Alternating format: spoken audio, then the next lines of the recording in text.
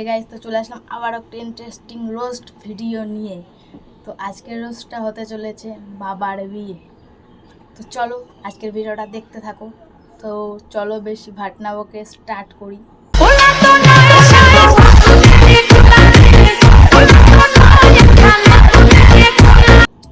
মা সরস্বতী বীণা বাজায়, কৃষ্ণ বাজায় বাঁশি, দাদু ভর্তি হসপিটালে, নাতনি বলে শেষবারের মতো দেখে আসি।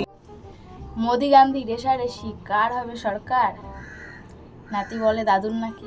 দুধ খাওয়ানোটা খুবই দরকার। হসপিটালে মৃত্যুর সাথে লড়াই করছে, আর সেই টেনশনে না পাচ্ছে খেতে আর না পাচ্ছে ঘুমাতে।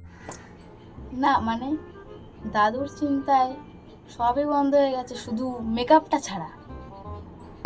অপারেশন হওয়ার পর থেকেই দাদুর শরীরটা আরো অসুস্থ হয়ে যায়।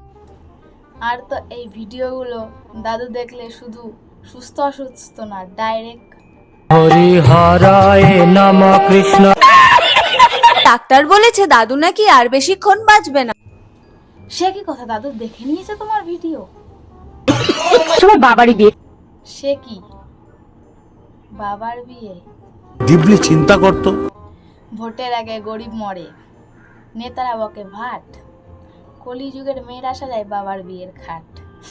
এটা সেরে ফেলবো, কারণ রাতের বেলায় ফিরে অনেক কাজ আর সেগুলো আমাকে একা হাতেই করতে। না জানি কার বয়ফ্রেন্ডকে বিয়ে করব, মাফ করে দিস রে বোন। এই ভিডিওটা দেখে আমার কিচ্ছু বলার নেই, শুধু একটাই কথা বলবো, ছোট একটু কথা। ফিল্টার শুধু মুখে কাজ করে, বগলে নয়।